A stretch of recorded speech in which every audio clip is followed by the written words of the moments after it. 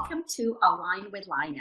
Today's episode is actually pretty special to me because not only is it happening on August 21st, 2017, which is the day that we're having that incredible eclipse here around the world, but I've got so many friends who have traveled up to North Georgia to go watch the eclipse live. So it's a pretty remarkable experience since it's only happened, I guess 99 years is the last one that we had.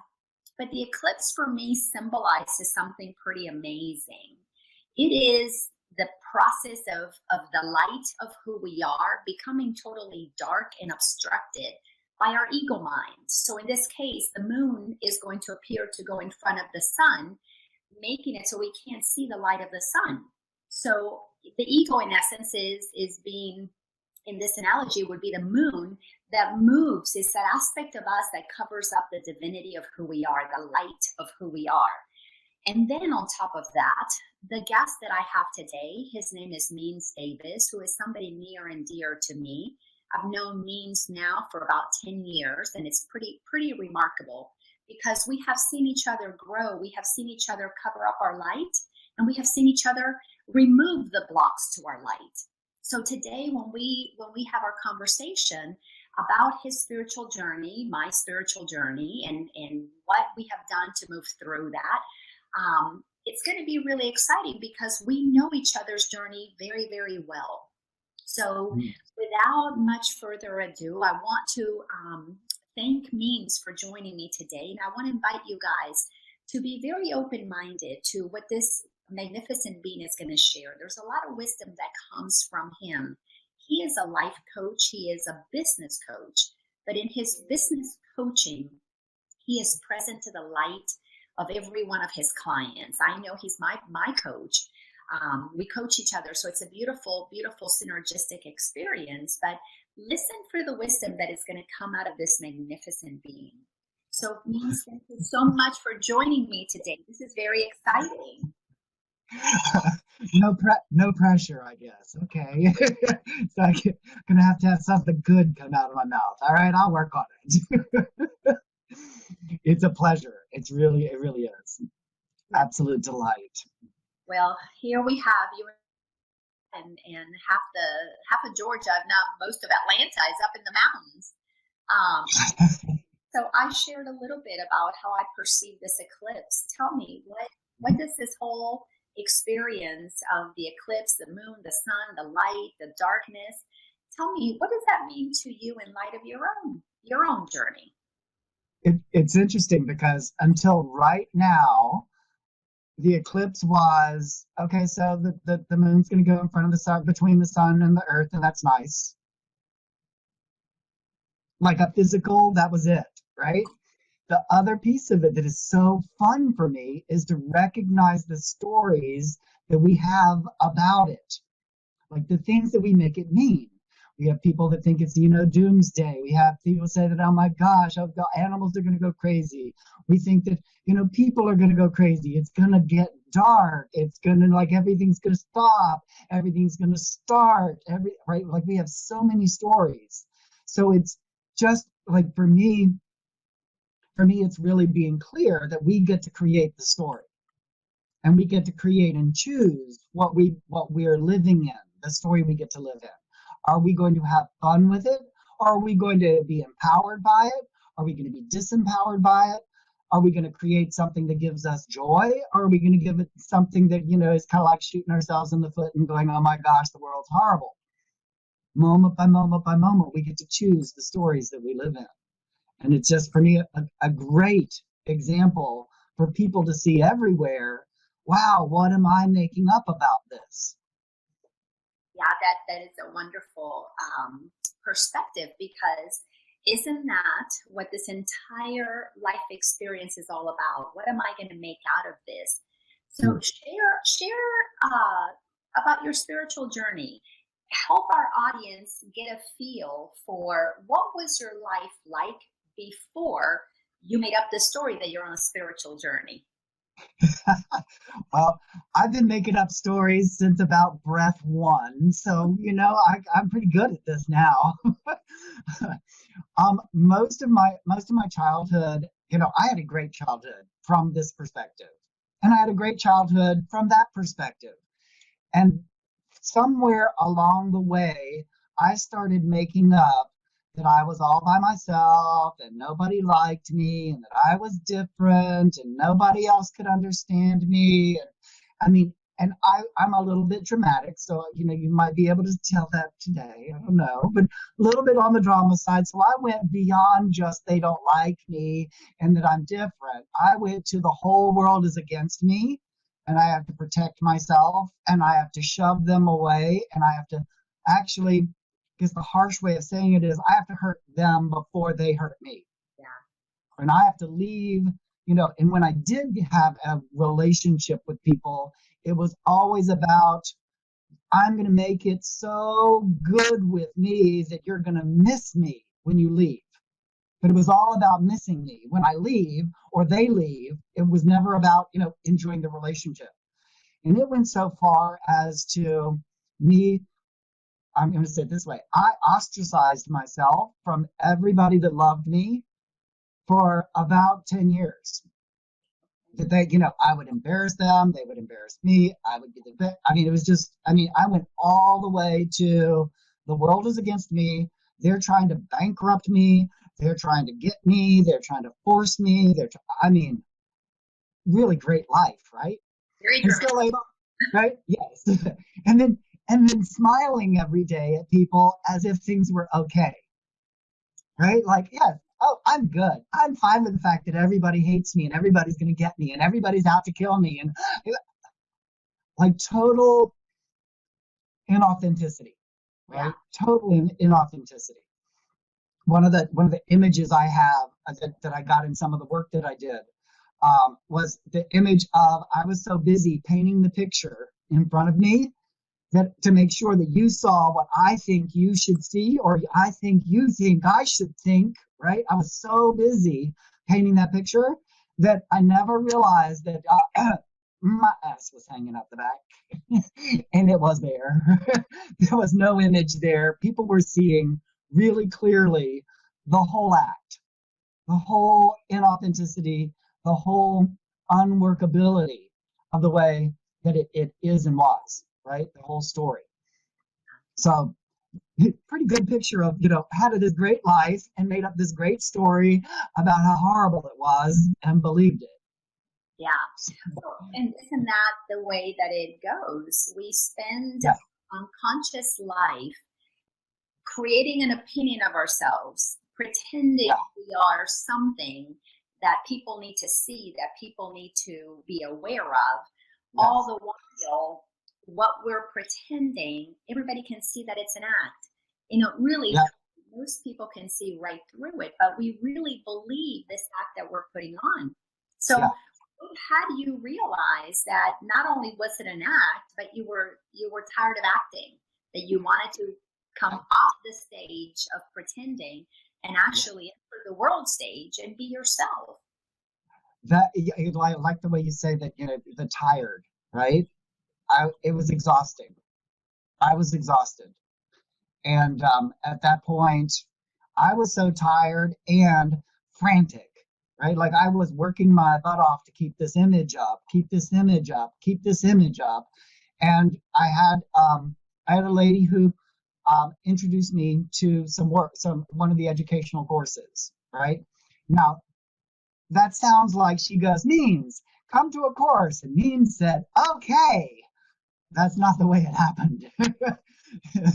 I met her and she said, there's this phenomenal course that'll make a difference. And I said, that's nice. You're out to get me. And then she said, oh, there's this phenomenal course. It'll make a difference. And I said, you're out to get me.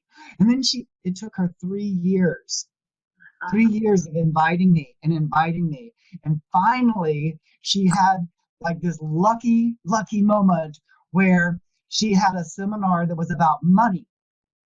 And so I said, yes, I'll go to a seminar about money. Not about me having a great life, but about money, I'll go.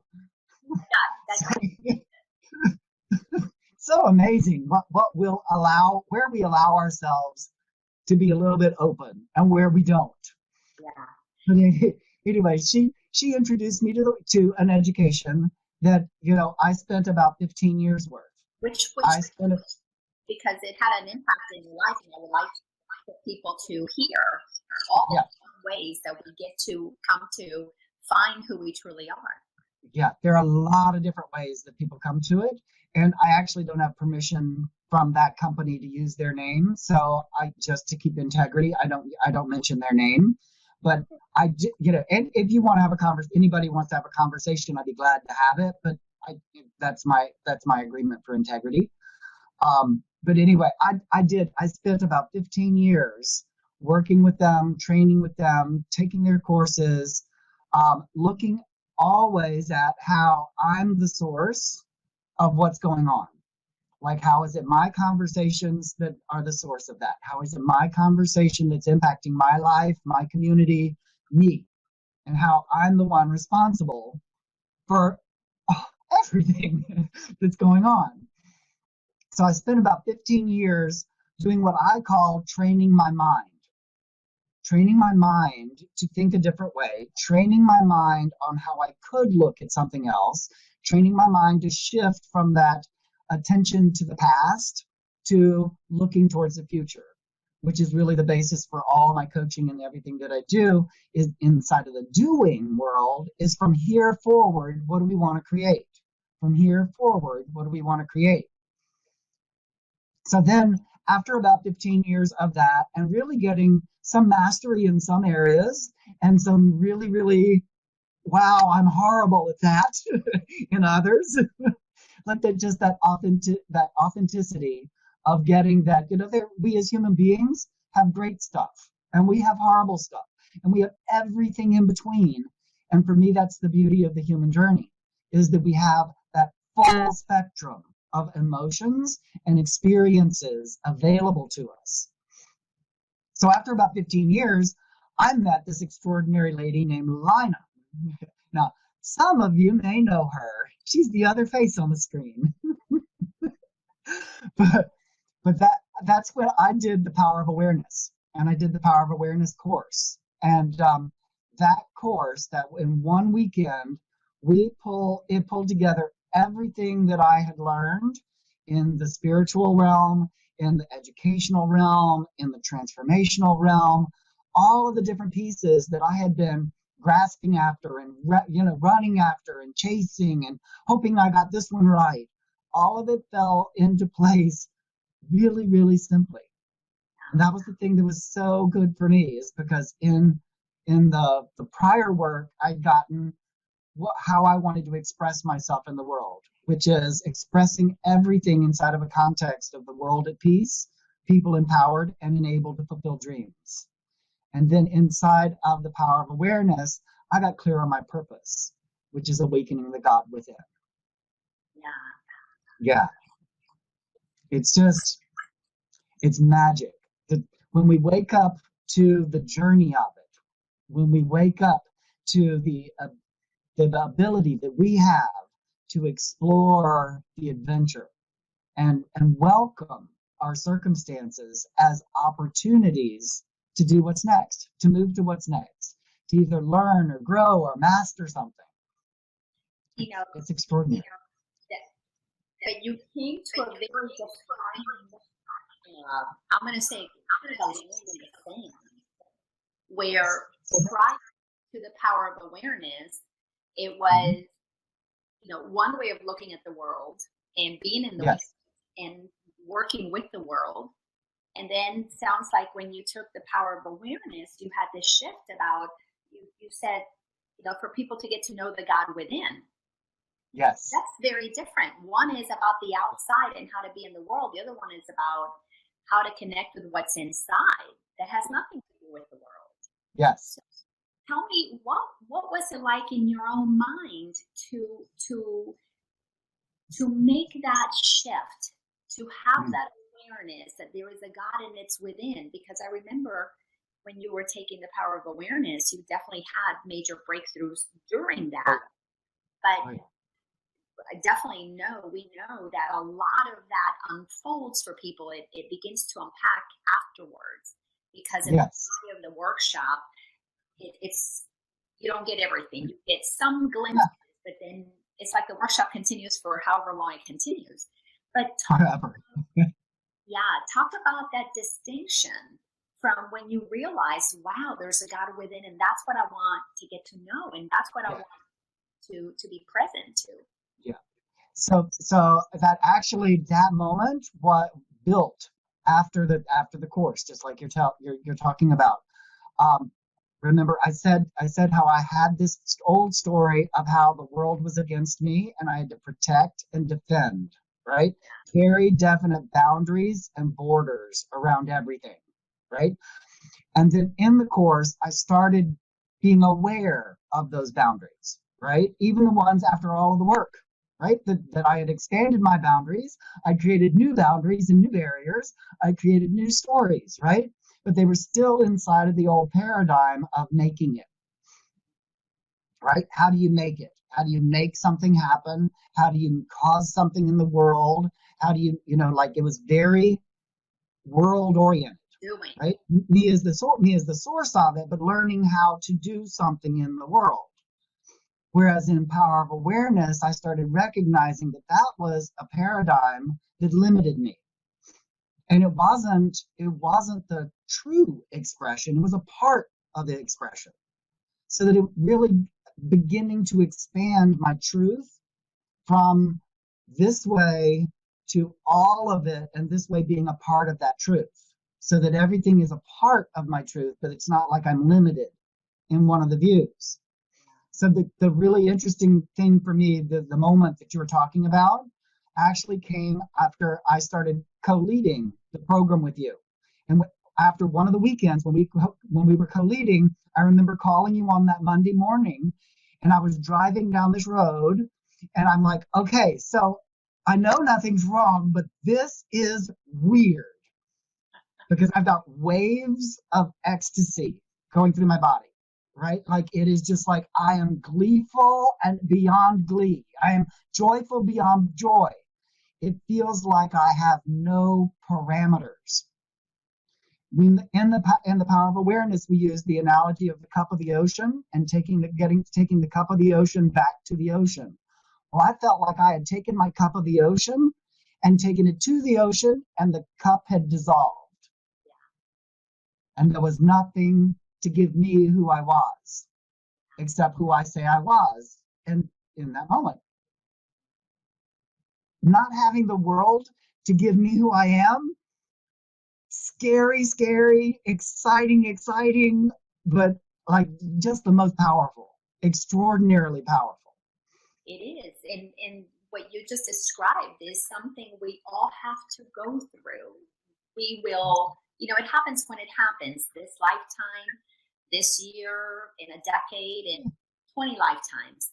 But there is a moment on this journey where there is a dissolving of who we think we are, a dissolving of who the world thinks we are, and a re-emergence into the formless nothingness, the allness, the consciousness. Yes. I do now, as you were sharing that, I do remember the excitement of that awareness, whether it was you or whether it was when I had it or whether it was when Yep. somebody else has had it. Yes. It is. Uh-huh. You said something really important that I want us to take a little time and talk about. But there is a terrifying aspect to the not Yes. knowing who we are. And then there's the blissful joy of being totally undefined, because that's when we experience our unlimitedness. So, Yes. to just the terrifying part, let's talk about that, because that is what most people, um, it's a place where people get stuck, because when they begin to feel the fear of who am I going to be without my story, who am I going to be without my definitions and my boundaries, that's a really scary place. And for some people, at least the ones that I've worked with, included, I always include myself in this, that we can have an instantaneous experience of it, but the Yes. actual process is years in the making. And It's a lifetime. it's a lifetime. Yes, Yeah. absolutely. Yeah. So speak to the terrifying aspect of it from your perspective. So the first part was not knowing who I was, right? In our world, our society, the way we work, our whole life we're working at being who we're supposed to be, right? We're learning things so that we can be who we're supposed to be. We're doing things so that we are who we're supposed to be. It's that supposed to be and should be. It's a whole world of judgment where people judge you if you don't know who you are and what your job is and well, who your mama was, and like all the way across the board. It is just like it's a world of shoulds. And the fear is that if I don't know who I am, and I know in some little place that I get to say, well, what if it's not what they want to see? What if it's not what they think is so? And what if I'm the only one? So there was the fear of being alone, right? Like that loneliness, like oh my gosh, I'm the only one. And there is that terror of not knowing what you should do, because if you get that there's nobody telling you what to do, that leaves it all right here. And I have no experience in that. I probably am not any good at it. I probably may make the worst decision. I'm gonna make up the wrong person. Oh no. So that it was really scary to get that it's all my junk. It's all mine. The good, the bad, the ugly, it's all mine. And that's a hard place to be. The fear conversations are the ones that everybody has. Everybody has them. So we have these fear conversations that, are the fears built into us, trained into us, right? What it should be, what it shouldn't be, how to be a good boy, how to be a bad boy, how to be a good girl, how to be a bad girl, who does this? This is the way we do it, and that's the way they over there do it, and that's wrong. Give me It's some, that, give me some examples of your specific shoulds. oh, so, well, the one that just comes straight to mind is a man should be very masculine. I never was. When I was young, I had curly blonde hair and big blue eyes, and they would stop my mother in the grocery store and say, "Oh, it's horrible that you would put makeup on that little girl." And mom would say, "That's my son." So there are those that are really dramatic, right? And then there are the ones that you should brush your teeth first thing in the morning, or you should have this, or you should get a job, or you should go to college, or you should my shoulds were a boatload. It was much more than anybody else could have possibly had. Because each individual, right? Yeah, for us, it is the mountain. That is the mountain that we carry along. I remember having a conversation with my dad, and it was after I'd done the first work and he did some of the work. But we were looking back at when I went to college, and when I went to college, I said, "What should I study?" And Dad said, "Fine arts. Go in and explore what's available. Go act. Go dance. Go sing. Go see what is out there." And I heard him say, "Go to business school." So I went to business school. And after I went to business school, I said, "Okay, so now what do I do, Dad? I'm going to come work for you." And he goes, "Oh no, don't come work for me. Go out there and explore. Go see what other companies are offering. Go see what you love to do. Don't become an insurance agent like me." And so I became an insurance agent like him. I went and worked for him. It got like the hilarity of it now is just like it's a delight. Going through it, it wasn't. So Because let's talk about that, because this is an yeah, important. So you in essence have the benefit of, not that there's a good or a bad, but you had parents who were encouraging you to be yourself. But you Yes. have in the back of your mind a voice, as we Yep. call it in the power of awareness, and you and I in our coaching call it our ego voice. This is Yes. a voice that is hearing what is being said and twisting it to have it mean something different so that we can maintain our story. So Yeah. here your father is encouraging you to follow your bliss, to do what he knew you would enjoy, but your ego is taking what is being said and turning it around. What Yeah. you can remember, go back and be present. What was your ego trying to accomplish with having you deliberately not do what you truly knew would be the most joyful thing? So I'm gonna say two things. Well, I'm gonna say something. Open my mouth, I'll say something. So first it was trying to make sure that I had their love and approval. Right? That was the bottom line, only thing that was really important. Everything was not. Everything else was not that. And what that voice was saying is something like, he's just saying that, and you need to go and do the things he's done to get his approval and his love. He's just saying that. He's just saying that. That's just what, right? Like, that's him being nice, or him saying what you should, he thinks you want to hear. But that's not what he really means. What he really means is go to business school. What he really means is, if you want me to approve of you and you want me to love you, then you better follow in my footsteps. Now, 15 years later, I find out that his exact words were, no, don't follow in my footsteps. I've already been there. Yeah. So, but what you're saying is such a classic ego manipulation, which Yeah, is to get your love and approval. I will not do what I want to do. Instead, I will do what I think you want me to do. And in yes. spite of that, we totally, completely miss the boat because we're Yeah, making an assumption that really creates separation, creates barriers, creates a heck of a whole lot of drama, and it yeah, stifles joy and fun. So here you are, because of that insecure part of yourself that is trying yeah, to get love and approval from the outside, um, moving down this path of something that wasn't joyful. Then of course come the consequences.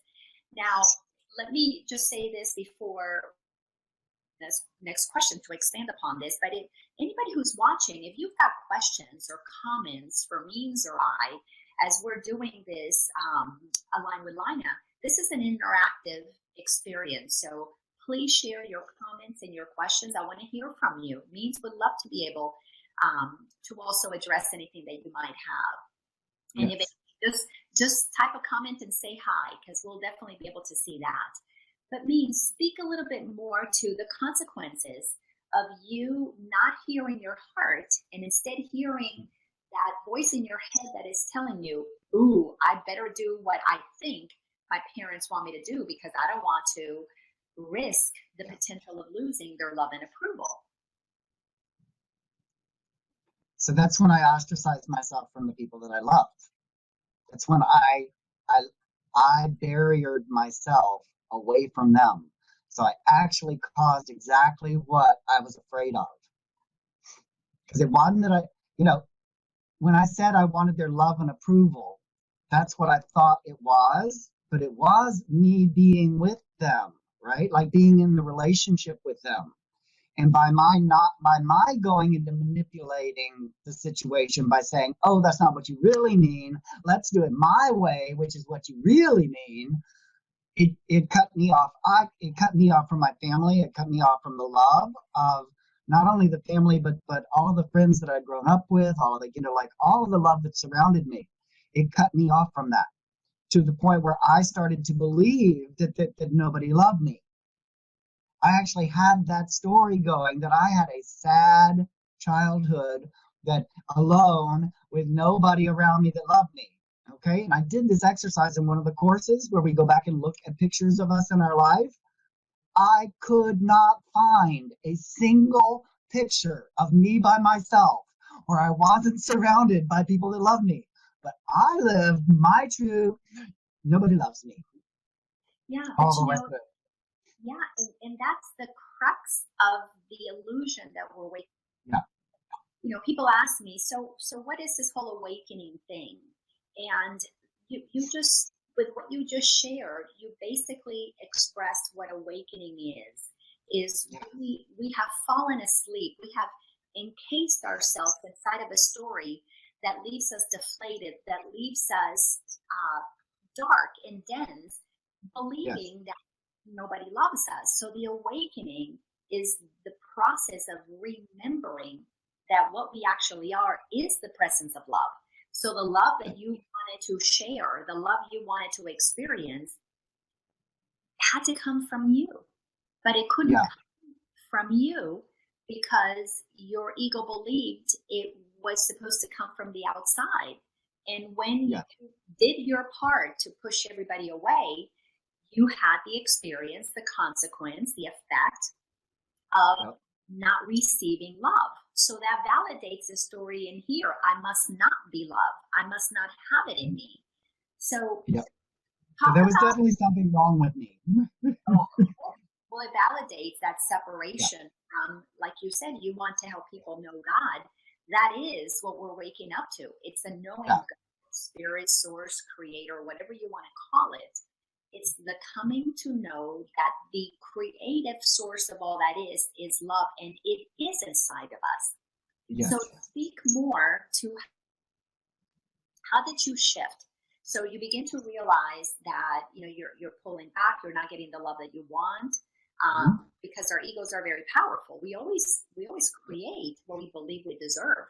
Nobody's living a life that they believe at some level they don't deserve to have, Right. because we're always manifesting, we're always behaving, we're saying the things that give us evidence of what we believe. Um, so speak to, how did you shift from thinking nobody loved you and you were all alone and unlovable, had no love to give? Mhm. How did you move out of that? Because who you are is a loving being. Mhm. Absolutely. I speak that from my own personal experience with you. I've never, ever in the 10 years that I've known you not felt anything but love radiating from you. That boundless, joyful love. So how did you Mhm. make that shift from being dark and dense, closed off, I don't have love, I'm not worthy of it, to opening up and being the light that got to express that? Yeah. So I'll use the exercise that we do in the power of awareness as the framework to answer that, because we use the shift and lift exercise. And in shift and lift, what we do is we look to see what are the disempowering conversations that are going on. Beginning awareness, right? Just the very beginning is to start noticing it. Notice it, notice it, notice it. Then there's the next thing of, okay, so now that I've noticed it, am I going to do something about it or do something with it? Or how does it work? So we do the shift and lift exercise where you identify those disempowering or those fear-based conversations. Like, what is the fear that's driving this belief or this conversation or this story or this voice that ego has coming at me, right? What's the fear-based? And then to look and shift from the fear into something else. Now we call it love, you can call it empowerment, you can call it whatever it is that gives you that source of all of it. That I call it the godliness, right? If you're shifting into a God-based conversation, if you're shifting into a love-based conversation, the energy of the universe, of source, from there, you have a totally different perspective on any circumstance. So when you have a different perspective, that gives you another access to another story. I never knew that I could write, tell a different story. I thought I had to tell the story that people gave me, and then I had to do the best I could do with that stupid story that I didn't like. But Exactly. when we start that shift and lift process, it really is. It's a process. It's an exercise, and I've done it in the last, I would say 12 hours was about the last time I did this exercise.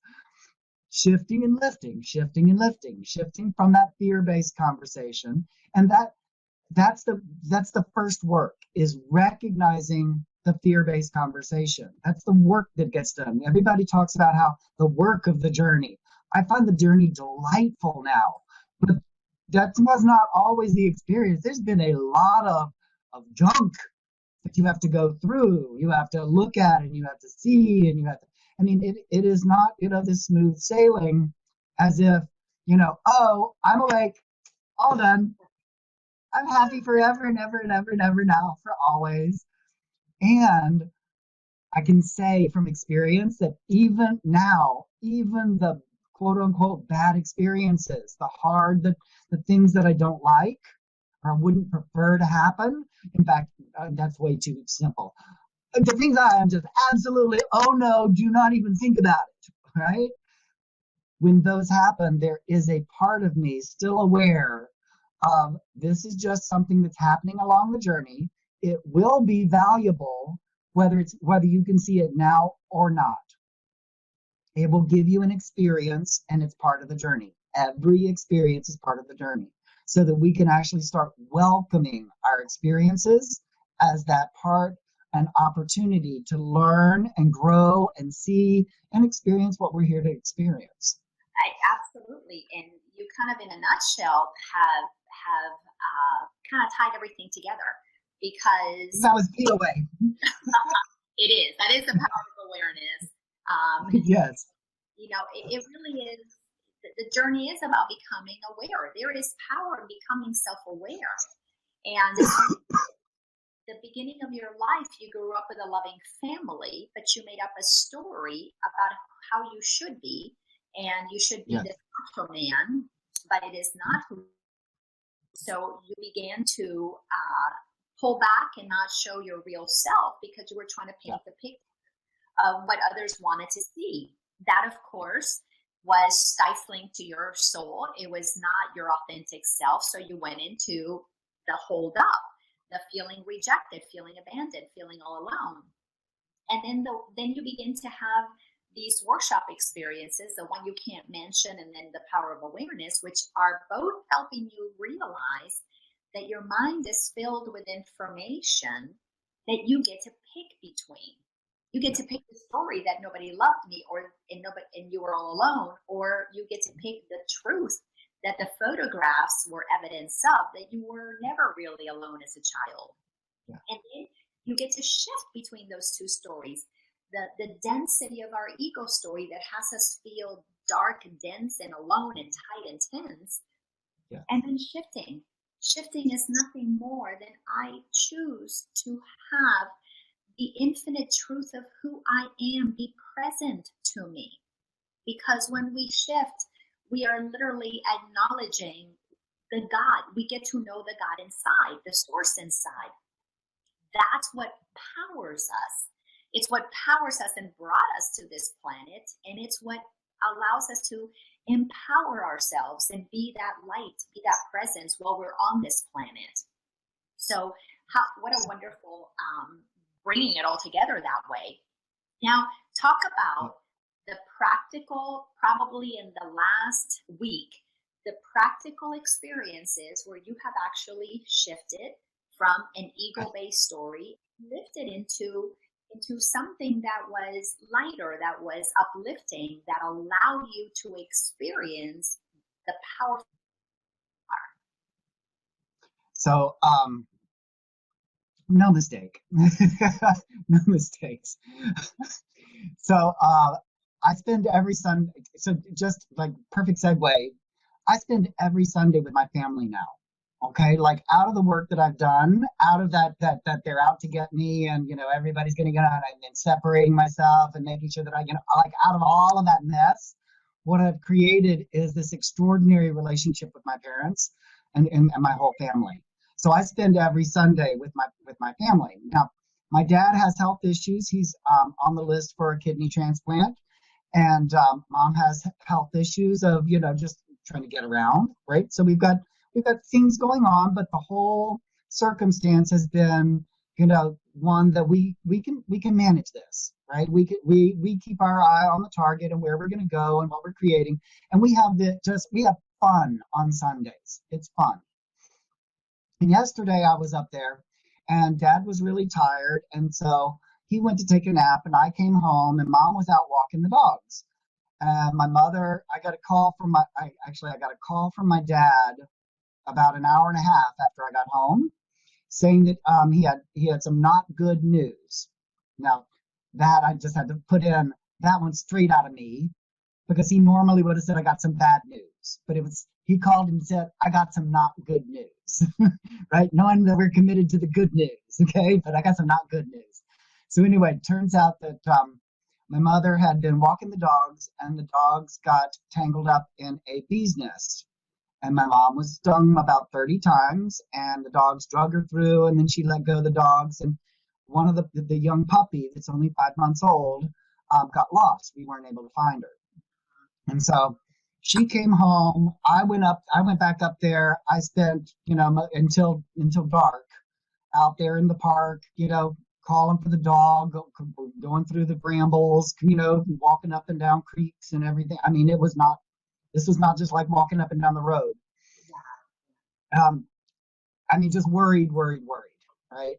And finally I came back to, Dad called me on the cell phone and said, come home. And so I went up there and we ate, and then we came home. Now the dog has a chip and has tags, so there's the chance that somebody would be able to find the dog and, call us. But it's just like having a child out there. That's our story. In our family, our pets are like children. So anyway, this morning, well, let me just give you the shift and lift piece of it. All right.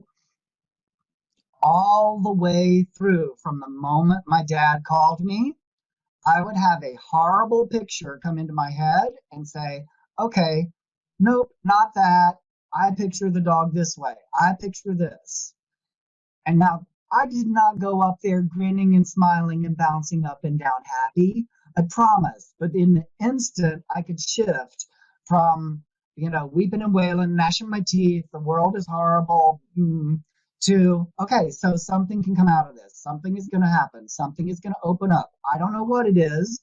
I know this was probably the most powerful piece for me, was last night going, I acknowledge I don't know what's best. But I'm telling you, what I want is that puppy dog coming back, right? So spent the whole night, right? I kept waking up. I know they did the same thing, right? Worried about the dog, worried about it. This morning, right before I went on my morning focus call that I offer to everybody. It's a free call on Monday, Wednesday, Fridays. But right before I went on the focus call, I hit the number from the conference call, and it dialed my parents instead of the conference call. My mom yanks the phone up and goes, hello? She was like, somebody's called. Didn't even recognize my phone number, okay? But anyway, so I got to talk to her. She was on her way out. So I'm sitting there and I'm on my call, and we're creating an empowering context for the day and creating something wonderful. And we created something beautiful. And I hung up the phone, and I'm like, I have to take this to the next level. So I'm like, am I going to go downstairs and do a shift and lift, right? Standing in front of a board. Am I going to go, here's my fear, here's my love, right? Here's my fear, here's my love. Or, and this is the biggest blessing to me, is I have Laina that I can call.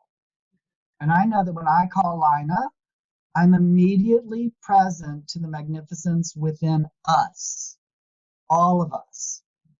And she didn't say anything that shifted everything. I didn't say anything that shifted everything. I was just connected to Source. I was connected to God. And less than 5 minutes later, I think it was 30 seconds, all right, I get the text that my mother was able to find the dog. Now, it's a miracle, and somebody found a dog, right? And we got our dog back, right? So there's the circumstance of it, and there's the knowing that I get to say how my life occurs for me, the experience, and I can celebrate the experiences because I got really, really clear on how much I love my parents.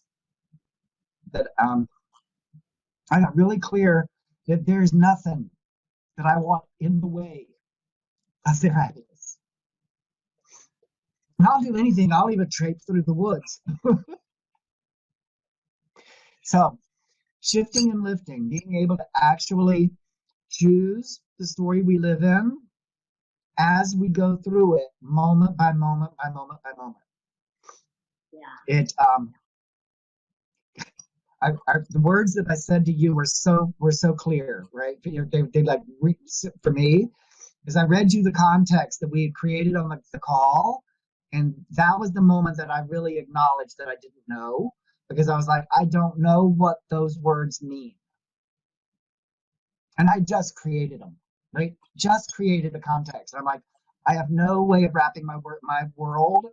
I don't know what they mean. I don't know.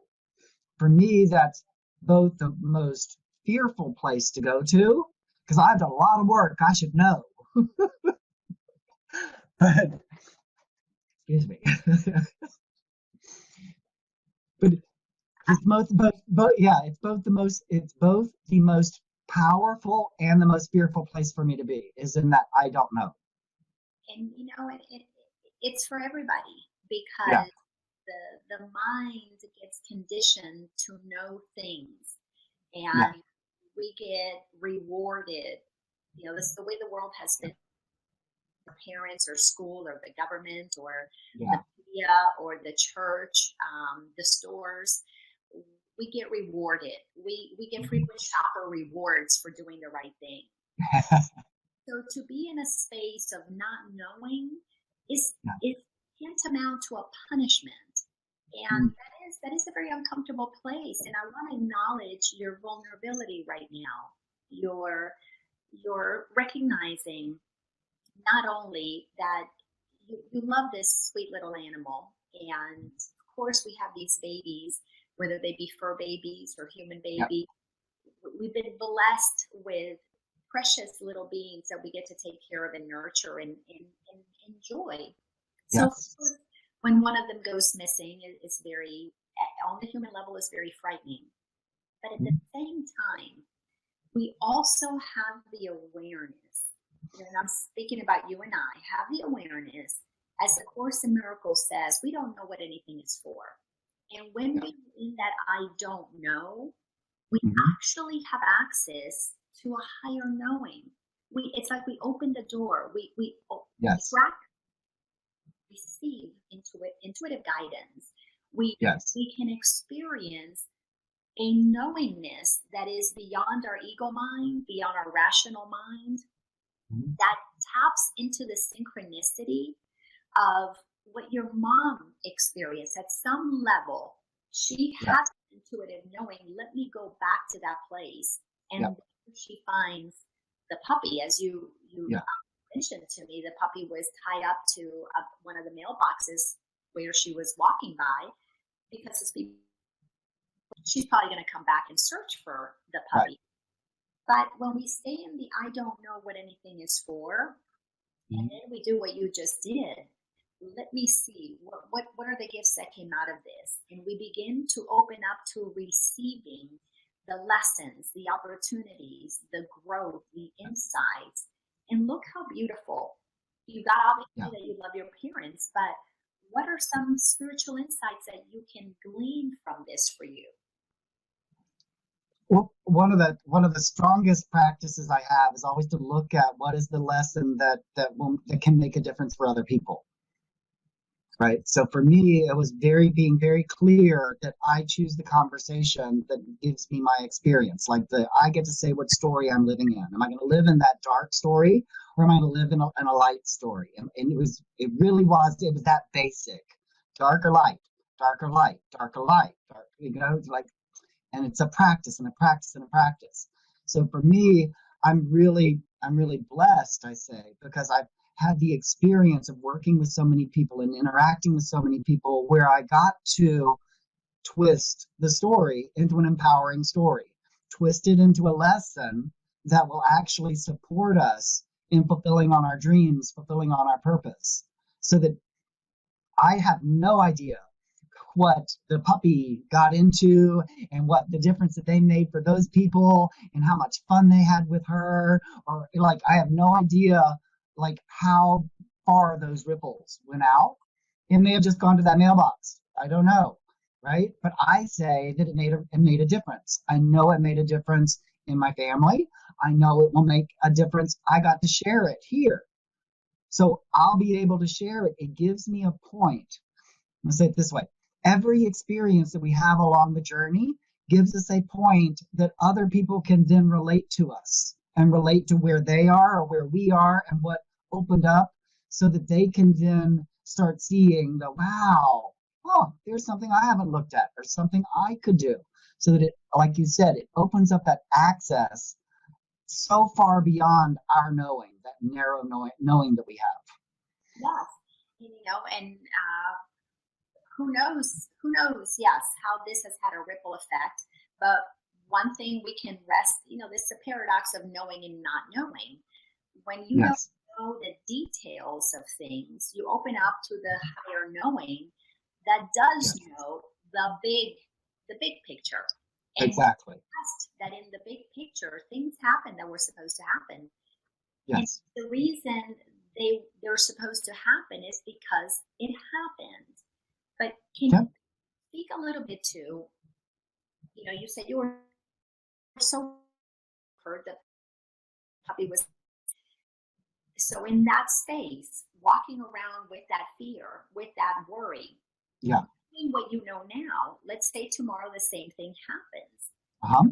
You know today, what is it that you can be aware of? What would you be present to that would allow you to go through the same experience, but from a Mhm. shifted perspective, from a love perspective, so that you can kind of paint a picture for those who are watching this to the power of the work, because the situations are not going to.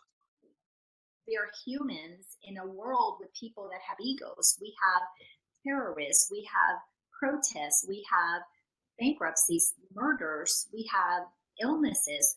Life is happening. Puppies are going to get lost. Children Yes. are going to walk away from their parents at the store.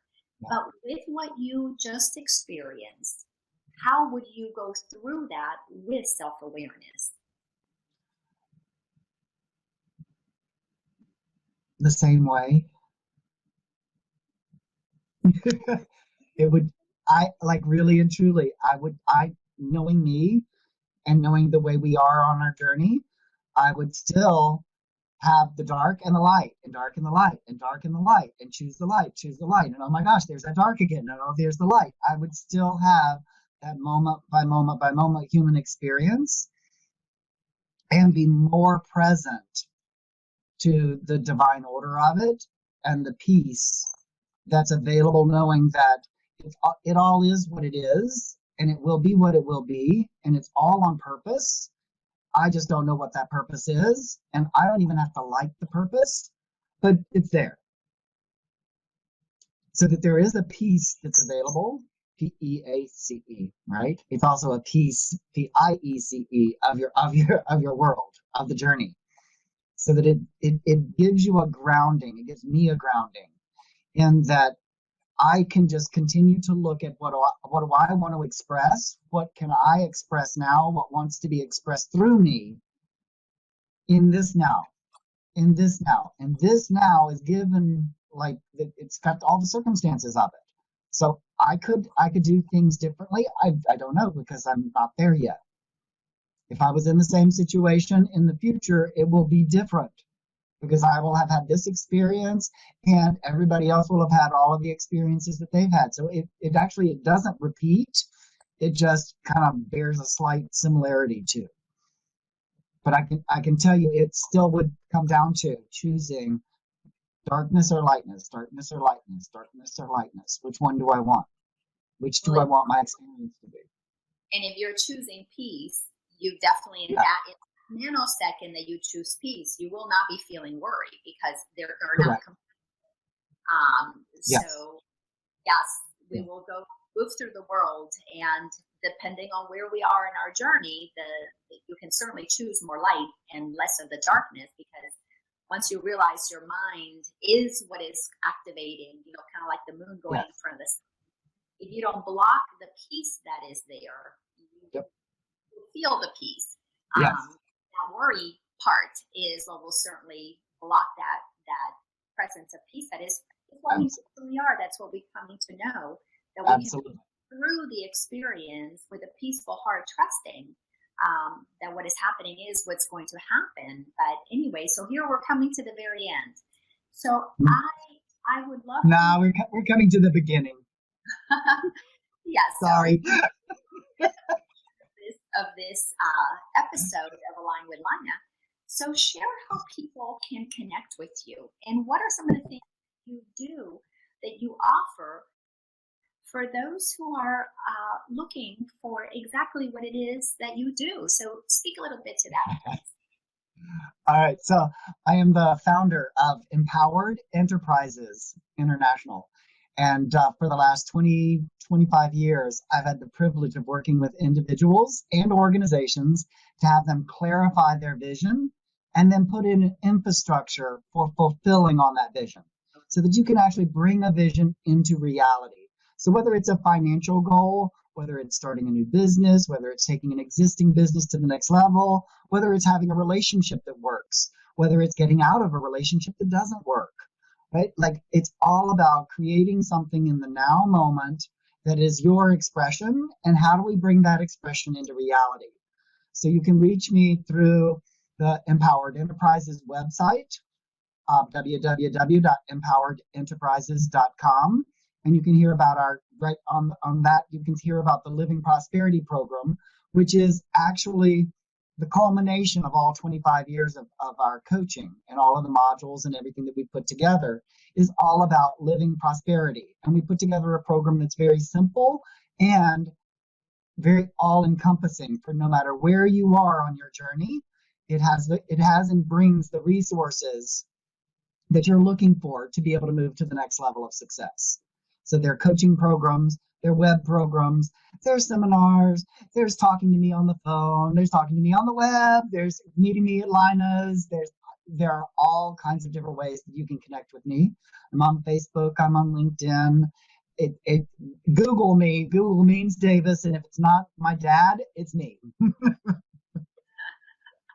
And of course, through these being here on Facebook Live, people can just go ahead and click and send you a friend request. So that's always the easiest one. Awesome. Which is awesome. The things about this. But I really truly have been so blessed to have known you and to have been on this journey for so long, because one of the things that I have noticed about you, the growth that I have experienced in you, obviously quite a bit, as we're both expanding, we both are stretching into allowing ourselves to be more of what's possible.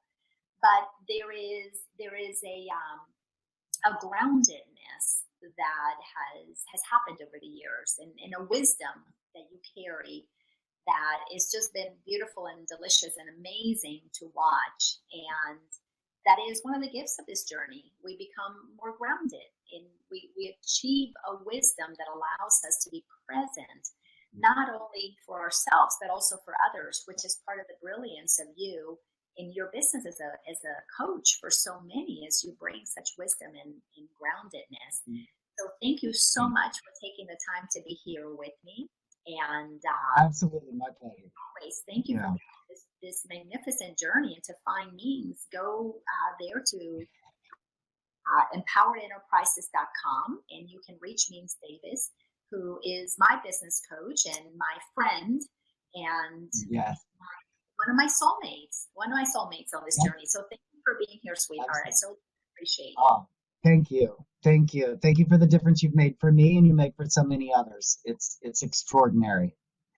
Well, thank you. Thank you so much, and we will be in touch. And thanks for everybody who has with us, whether you've been with us a little while, the whole time, whether no matter whatever you get out of this particular episode, I hope that you will take one thing from this, and that is that you are powerful beyond measure.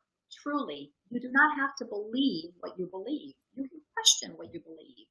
and come to a place of developing a trust and an intuitive knowing that will allow you to discern between beliefs that no longer serve you, that disempower you and confine you, and beliefs that you may want to try on that may allow you to feel more empowered and might liberate you.